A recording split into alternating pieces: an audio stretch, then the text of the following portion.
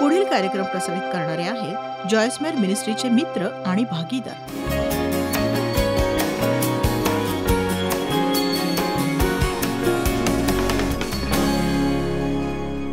आज मी तुमच्याशी बोलणार आहे विश्वासणाऱ्यांना प्रभू येशूमध्ये असलेलं सामर्थ्य आणि अधिकार याविषयी. मत्ताई 16 आपण वळूया वचन 13 कडे. तेव्हा फिलिप्पाच्या कैसरियाच्या भागात गेल्यावर येशूने आपल्या शिष्यांस विचारून म्हटले, लोक मला कोण म्हणून ओळखतात? तर तुम्हाला ठाऊक हवं तो कोण आहे? आणि ते म्हणाले, कित्येक म्हणतात बाप्तिस्मा करणारा योहान, कित्येक एलिया, तर कित्येक इर्मया. तो त्यांना म्हणाला, पण तुम्ही मला कोण म्हणून म्हणता? शिमोन पेत्र म्हणाला, शिमोन पेत्र, तू ख्रिस्त आहेस, जिवंत देवाचा पुत्र आहेस. योबाचं म्हणणं मला आवडतं. मी जाणतो की मला खंडून घेणारा जिवंत आहे आणि शेवटी मी आपल्या देहाशिवाय देवाला पाहीन. आणि येशू त्याला म्हणाला, आशीर्वादित आहेस तू शिमोन बारयोना, कारण मांस आणि रक्त यांनी तुला हे प्रगट केले नाही, तर माझ्या स्वर्गीय पित्याने प्रगट केले आहे. मी काहीतरी सांगणार आहे. जर तुम्ही प्रभू येशूवर विश्वास ठेवताय, त्या वेड लावणाऱ्या कहाणीवर जर तुम्ही विश्वास ठेवताय की देव शरीर रूप धारण करून या जगात आला, तो एकमात्र जिवंत देव जो खरं पाहता देवत्वाच्या 3 वेगवेगळ्या व्यक्तिमत्वात प्रगट झालाय, त्यातलं दुसरं व्यक्तिमत्व एका व्यक्तिमत्वाच्या सामर्थ्याने आणि दुसऱ्या व्यक्तिमत्वाच्या मार्गदर्शनाने वधस्तंभावर गेला आणि आमच्या सर्व पापांचा प्रश्न सोडवला, त्याची किंमत मोजली आणि मग मरणातून पुन्हा उठला. तोच आज तुम्हाला जगण्याचं सामर्थ्य देतोय. जर त्याच्यावर तुम्ही विश्वास ठेवता, त्याबद्दल तुम्ही देवाचे आभार माना, कारण हे प्रकटीकरणाने झालेलं आहे.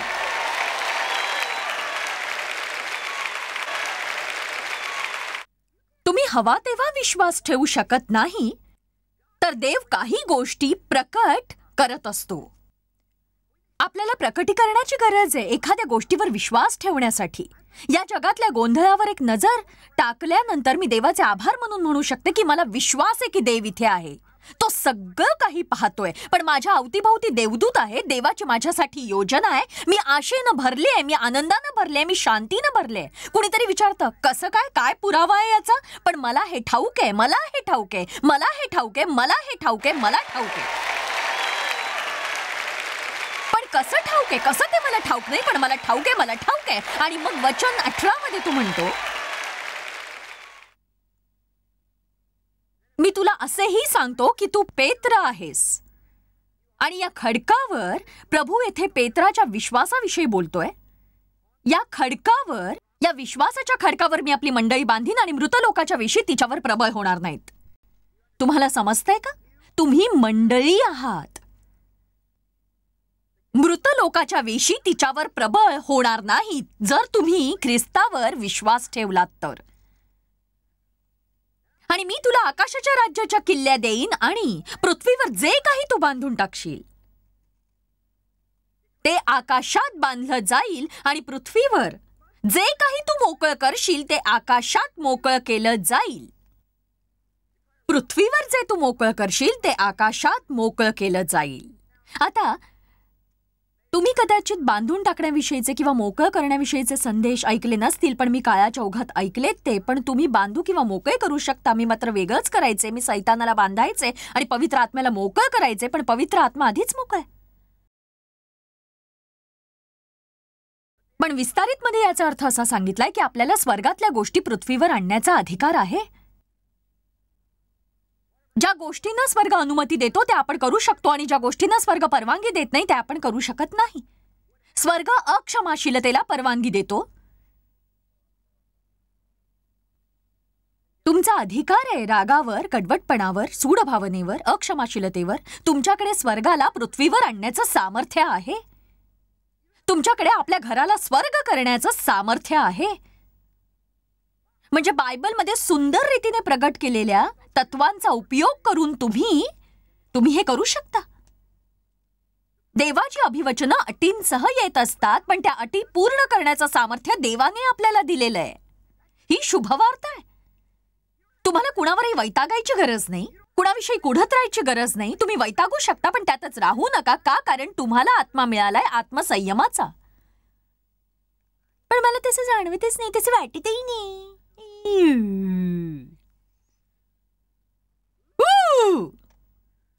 तुम्हाला कसं वाटतं याची मला पर्वा नाही, पण भावनांवर मात करण्याचं सामर्थ्य तुमच्याकडे आहे आणि तुम्हाला इच्छा मिळालीये.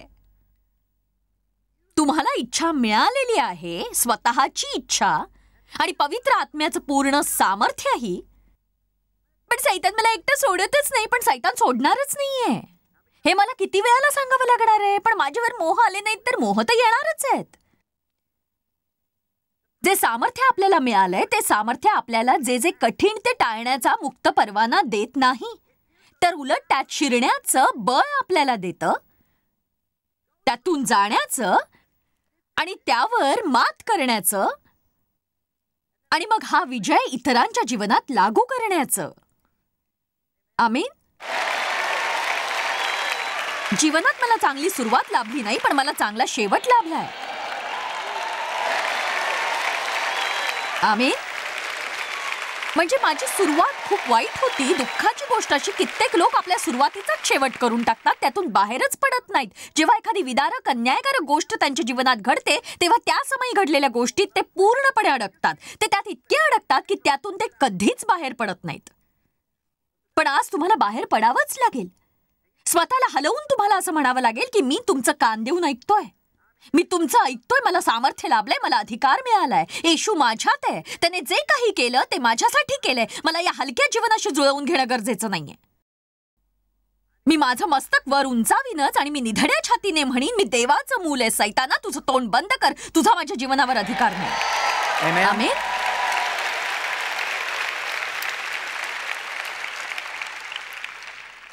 मत्ताई 18 मध्ये सांगितलंय बांधणं आणि मोकळं करण्याविषयी.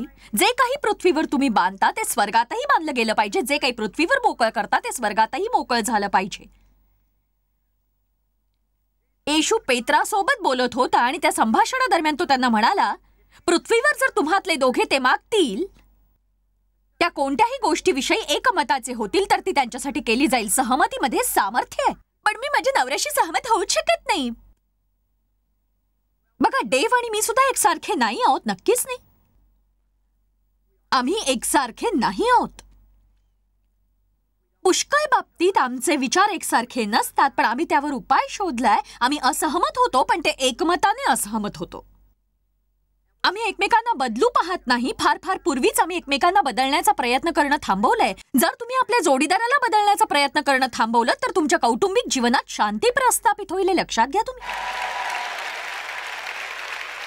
आमीन.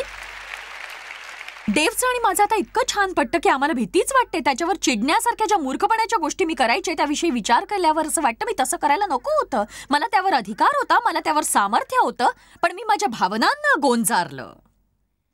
कुणी ऐकतंय का माझं?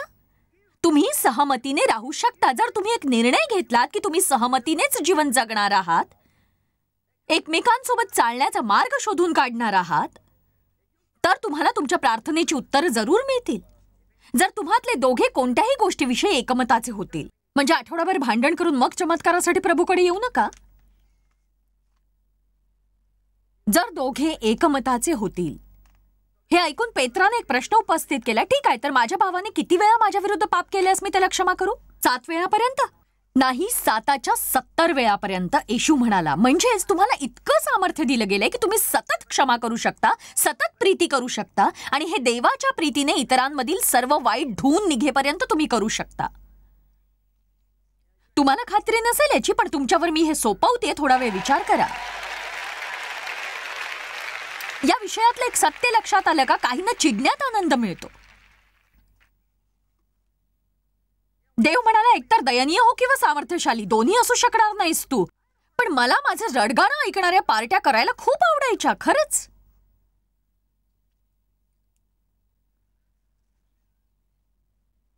तुम्ही मला जराही सहानुभूती दाखवू नका. हा, खरंच.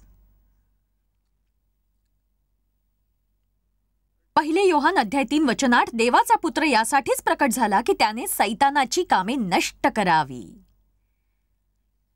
मग आपलं काय? जे त्याने केलं तेच आपण पुढे न्यावं. देवाची इच्छा साकारण्याचं सामर्थ्य आपल्याला दिलं गेलंय. प्रेषित 1 वचन 8 1970 मध्ये.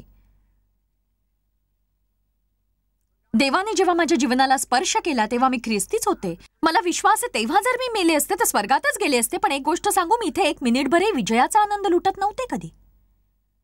मी चर्चच्या कामात व्यस्त असायचे. पण या वास्तविक जगात, वास्तविक परिस्थितीत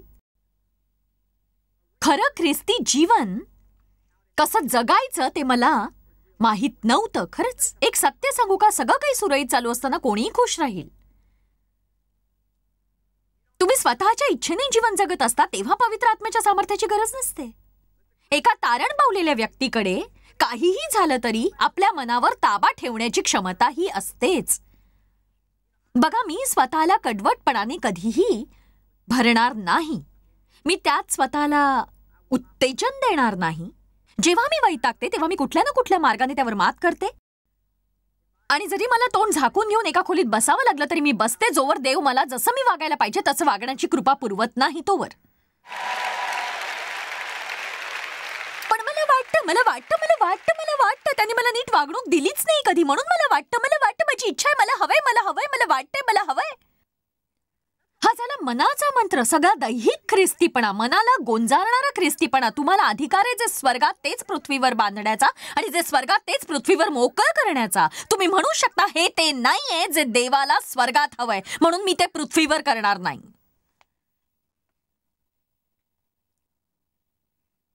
प्रेषित 1:8, जेव्हा पवित्र आत्मा तुमच्यावर येईल तेव्हा तुम्हाला सामर्थ्य मिळेल,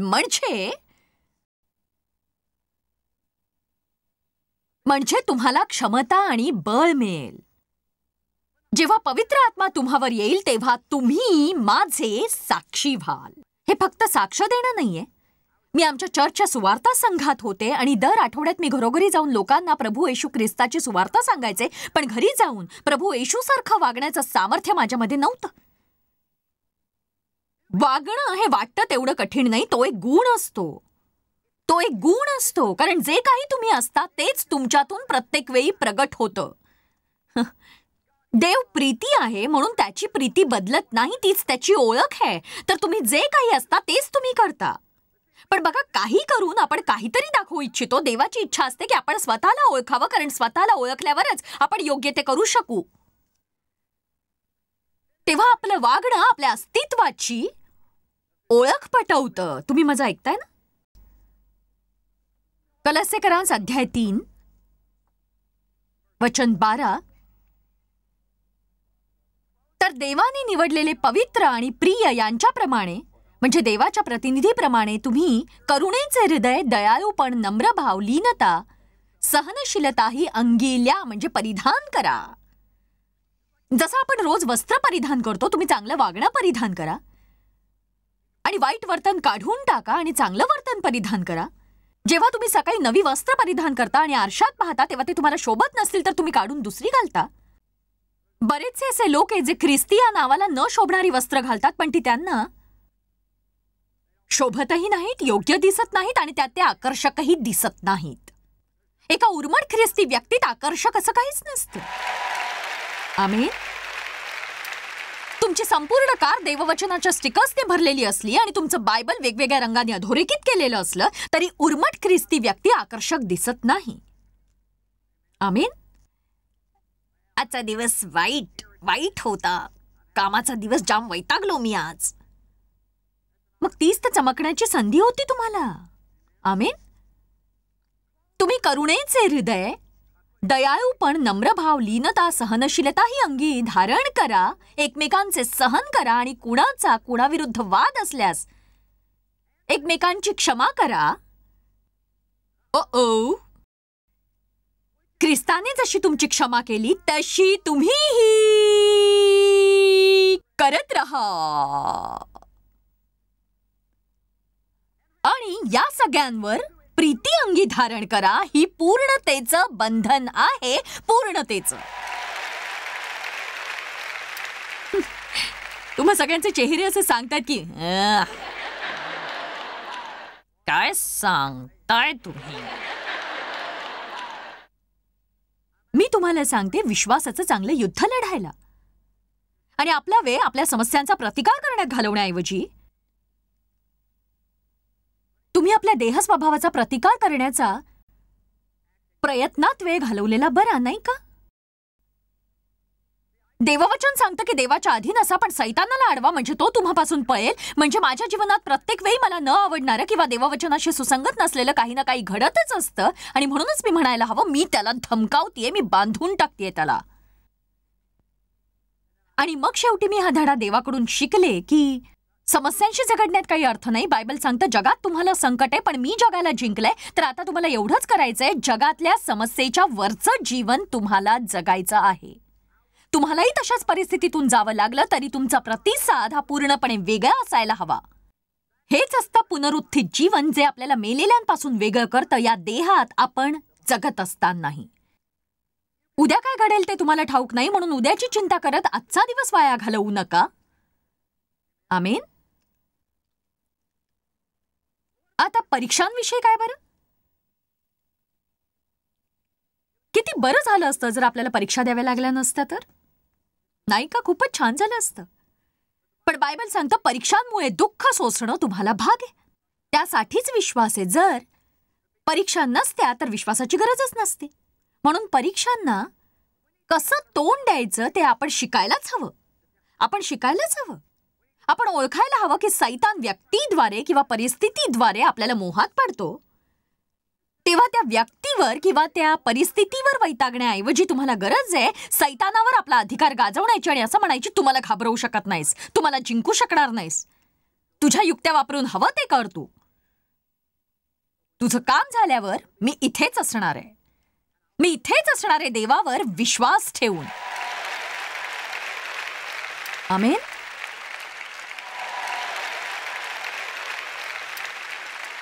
मत्तई 16 म्हणतं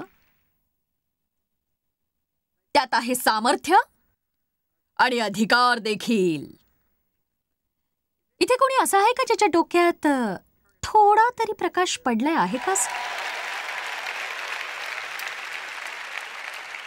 बघा, प्रभू येशूने कुठेही जराही तडजोड केली नाही. मत्तई 16 वचन 21, तेव्हापासून येशू ख्रिस्त आपल्या शिष्यांस दाखवू लागला की आपण यरुशलेमेस जावे आणि वडील व मुख्य याजक व शास्त्री यांच्याकडून पुष्कळ दुःखे सोसावी व जीवे मारले जावे व तिसऱ्या दिवशी पुन्हा उठवले जावे.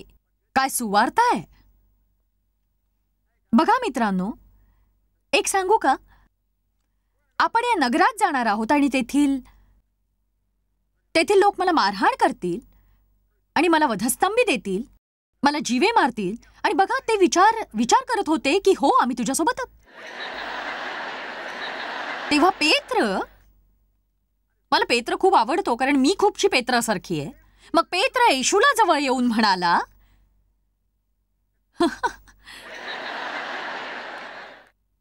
हे येशू, तू थोडासा गोंधळलेला दिसतोयस.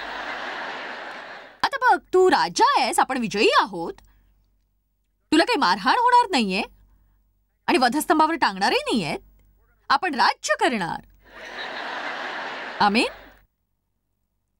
तेव्हा पेत्राने त्याला जवळ येऊन त्याचा निषेध केला. तो म्हणाला, हे प्रभू, तुझ्यावर दया असो, हे तुला कधीही होणार नाही. प्रभू, हे तुला कधीही होणार नाही. एक सांगू का, पेत्राला स्वतःमध्येच अधिक रुची होती आणि येशूपेक्षा आपलं काय होणार याची भीती होती.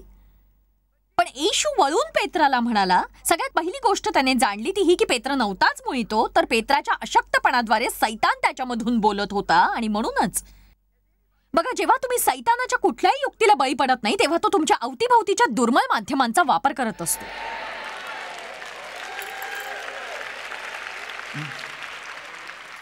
आपल्या पुष्कळशा समस्या या लोकांमुळे असतात.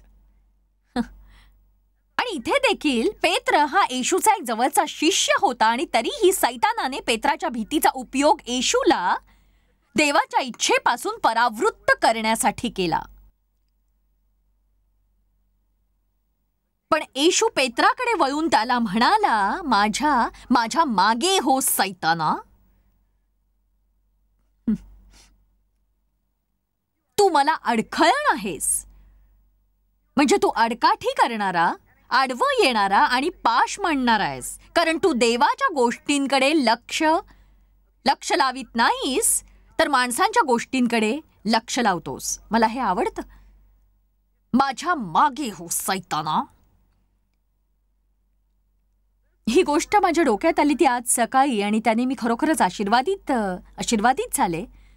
परीक्षांचा प्रतिकार करण्याविषयी जेव्हा मी विचार करत होते तेव्हा कळलं बायबल सांगतं तुम्ही रक्तपात होईपर्यंत प्रतिकार केलाच नाही. आणि जेव्हा तुम्ही कठीण वाटणाऱ्या गोष्टींमधून जाता किंवा एखाद्या बंधनातून एखाद्या व्यसनातून बाहेर पडू पाहता किंवा आहार नियंत्रण, तेव्हा तुम्हाला बऱ्याचदा वाटतं आता आपण मरणार आहोत. आमीन. किंवा तुम्ही म्हणता प्रभूची स्तुती असो, आता मी कर्जमुक्त होणार आहे आणि पुढचे 2 आठवडे तुम्हाला काही बचत करता येत नाही, त्यामुळे तुम्हाला वाटतं की झालं संपलं सगळं, आता आपण मरणार. म्हणून आपण हे शिकायला हवं की काही काळ अडचण आल्यामुळे फारसं काही बिघडत नाही, कारण पुढे परिस्थिती बदलणार असतेच. पण आता थांबणं शक्य नाही, खूप कठीण आहे, ही ओढ रोखणं खरंच खूप कठीण आहे. नाही, तसं नाहीये. तुम्ही करू शकता, तुमची इच्छा असेल तर तुम्ही करू शकता, पण तुम्हाला माझी परिस्थिती माहित नाही. एक मुलगी माझ्याकडे यायची जिला नेहमी मनोरुग्णालयात जावं लागायचं आणि वास्तविक पाहता ही मुलगी मर्सी होम मधून पदवी धारण करून आली होती खरं तर. पण खाण्यावर तिचं नियंत्रण नव्हतं आणि स्वतःचा घात करण्याची तिची समस्या होती. आणि ती म्हणाली की जेव्हा मला तुमचं बॅटलफील्ड ऑफ द माइंड हे पुस्तक मिळालं तेव्हा मला समजलं की माझ्या विचारांनीच मला बंधनात लोटलं होतं. चला आता आपल्या विचारांचा आपल्यावर प्रभाव असतो म्हणून लक्षात असू द्या, देवाची अभिवचनं ही तुमच्यासाठीच आहेत आणि तुमची लढाई ही विजयासाठी नाहीये, तर ती आहे पुनरुत्थानाच्या विजयाकडून विजयासाठी. तुम्हाला समजलं का? तुम्हाला आधीच विजय मिळालेला आहे. जो जगात आहे त्याच्यापेक्षा जो तुमच्यात आहे तो मोठा आहे. चला आता मी तुम्हाला एखाद्या आत्मिक नेत्यासारखी फक्त भाषण देत नाहीये, हे सगळं बायबलमध्ये आहे. तू शीर आहेस, शेपूट नाही, तू वर आहेस, खाली नाहीस, तू उसने देशील, उसने घेणार नाहीस. सैतानाकडे बळ आहे, पण तुमच्याकडे त्याहीपेक्षा अधिक सामर्थ्य आहे, मोठं सामर्थ्य आहे. नक्कीच. पौलाने इफिस येथील ख्रिस्तींसाठी प्रार्थना केली. त्यांनी देवाच्या सामर्थ्याचं अमर्याद, परमथोर, बळकट आणि बुद्धी सामर्थ्याच्या पलीकडे असलेलं स्वरूप जाणून घ्यावं अशी प्रार्थना. पौलाने केलेली प्रार्थनाच आज मी तुमच्यासाठी करणार आहे. मी तुम्हाला सांगू इच्छिते, अधिकार आपोआप मिळत नाही. तुम्हाला तो अधिकार घ्यावा लागतो, त्या अधिकारात चालावं लागतं. आणि जर तो अधिकार तुम्हाला मिळालाय हे तुम्हाला कळलंच नाही तर त्यात तुम्ही चालू शकणार नाही.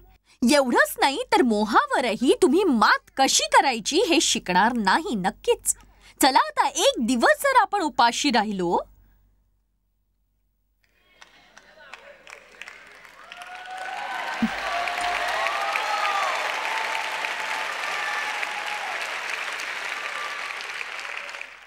मी म्हटलं होतं की प्रत्येकालाच दुरात्म्यांना जाऊन धमकावाचं वाटतं.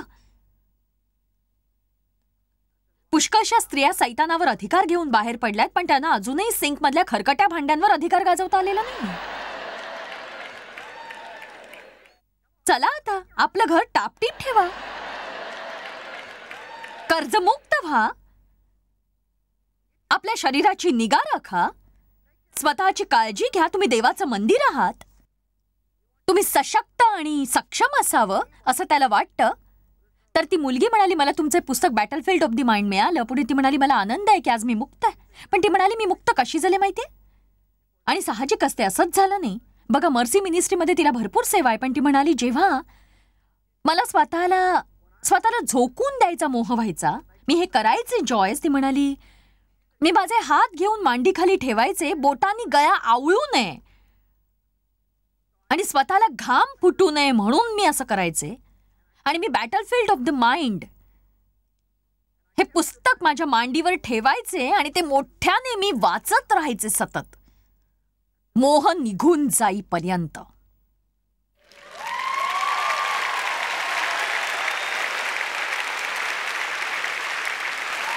तर तुम्ही संघर्ष करणार आहात की नाही?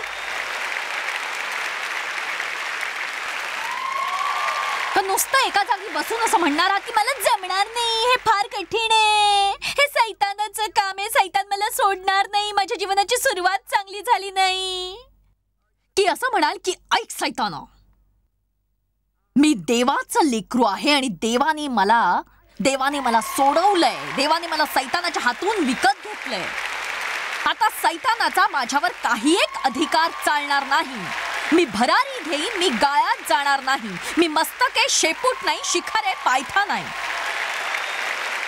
आज तुम्ही दृढ निश्चय करून म्हणा की मी आज ही घोषणा करतोय की ते संपलेलं आहे. मला विजय मिळालाय, मला विजय मिळालाय आणि मला तो मिळालेला आहे आत्ता, इथे, या क्षणी. उद्या किंवा कधीतरी नाही, तर मला तो आत्ता, या क्षणी मिळालाय. माझ्या जीवनात मी तो आत्ताच लागू करणार आहे. आत्ता. आमेन. चला प्रभूची स्तुती करा. तर विश्वासणारे या नात्याने आपल्याकडे आहे देवाने दिलेला अधिकार परिस्थितीला योग्य प्रतिसाद देण्याचा, आणि आपण ते करू शकतो पवित्र आत्म्याच्या सामर्थ्याने. प्रेषित 1:8 म्हणतं, पण पवित्र आत्मा तुम्हावर येईल तेव्हा तुम्हाला सामर्थ्य मिळेल आणि तुम्ही माझे साक्षी व्हाल. ही शुभवार्ता नाहीये का की तुमची परिस्थिती तुमच्या वर्तणुकीवर अधिकार गाजवू शकत नाही. लक्षात ठेवा, देव तुमच्यावर खूप खूप प्रीती करतो. तुम्ही त्याच्यासाठी खास आहात आणि तुमच्यासाठी त्याच्याकडे आहे अद्भुत योजना. ही गोष्ट कधीही विसरू नका. प्रभूची स्तुती असो. जॉयस मेयर मिनिस्ट्रीज करता तुम्ही खूप मौल्यवान आहात. आम्हाला तुमचं कौतुक आहे आणि जगभरामध्ये हे सेवा कार्य शक्य करण्याकरता आम्ही आमच्या मित्रांचे आणि पार्टनर्सचे आभारी आहोत. आम्ही एकत्रितपणे भुकेल्यांना खाऊ घालतो, गरिबांना वस्त्र देतो आणि राष्ट्रांना सुवार्ता सांगतो. तुमच्या प्रार्थनेच्या विनंती करता आमच्याविषयी आणखी माहिती मिळवा. जॉयसच्या कॉन्फरन्सच्या तारखा पहा आणि ख्रिस्ताची प्रीती जगभरामध्ये पसरवण्याकरता आमचे सहभागी व्हा. याचा सर्व खर्च जॉयस मेयर मिनिस्ट्रीचे मित्र आणि भागीदार करत आहेत.